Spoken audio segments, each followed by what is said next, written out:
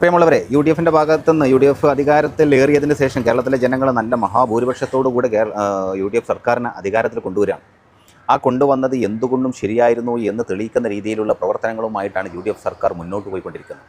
കേരളം നേരിടുന്ന ഏറ്റവും വലിയ ഒരു പ്രയാസമാണ് ലഹരി മാഫിയയുടെ പിടിയിൽ നിന്നും നമ്മുടെ കേരളത്തെ രക്ഷപ്പെടുത്തുക എന്നുള്ളത്. കാര്യം ലഹരി മാഫിയയുടെ കയ്യിൽ നിന്നും നമ്മുടെ കേരളത്തെ രക്ഷപ്പെടുത്തിയില്ല എങ്കിൽ വരാനിരിക്കുന്ന ഭാവി ഇരുളടഞ്ഞതായിരിക്കും എന്ന തിരിച്ചറിവുമായിട്ട് നമ്മുടെ ബഹുമാനപ്പെട്ട മുഖ്യമന്ത്രിയും അതുപോലെ തന്നെ ആഭ്യന്തരമന്ത്രിയും അവരോടൊപ്പം ചേർന്ന് പ്രവർത്തിക്കാൻ, അവരുടെ പ്രതീക്ഷകൾക്കൊത്ത് ഉയർന്ന് പ്രവർത്തിക്കാൻ നമ്മുടെ നിയമപാലകരും സജീവമായപ്പോൾ അതിനോടൊപ്പം നാട്ടുകാരായിരിക്കുന്ന ആളുകളും വിദ്യാർത്ഥികളും മറ്റു നല്ല മനസ്സിൻ്റെ ഉടമകളും നമ്മുടെ കേരളത്തെ തിരികെ കൊണ്ടുവരണം, ലഹരി മാഫിയയിൽ നിന്നും നമ്മുടെ ഈ നാടിനെ മോചിപ്പിക്കേണ്ടതുണ്ട് എന്ന തിരിച്ചറിവൊക്കെയുള്ള ആളുകൾ ഒത്തുചേർന്നപ്പോൾ ഒത്തിരി ആളുകളാണ് നിരന്തരമായിട്ട് പിടിക്കപ്പെടുന്നത്.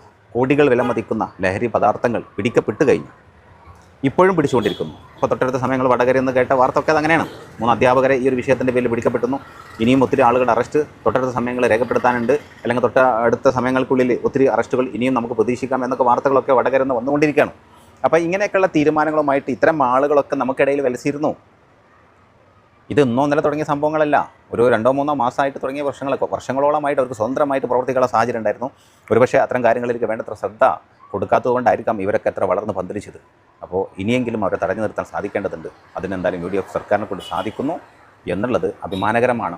അതുകൊണ്ട് അതിൻ്റെ പിന്നണിയിൽ പ്രവർത്തിക്കുന്ന ഓരോരുത്തർക്കും ബിഗ് സല്യൂട്ട്.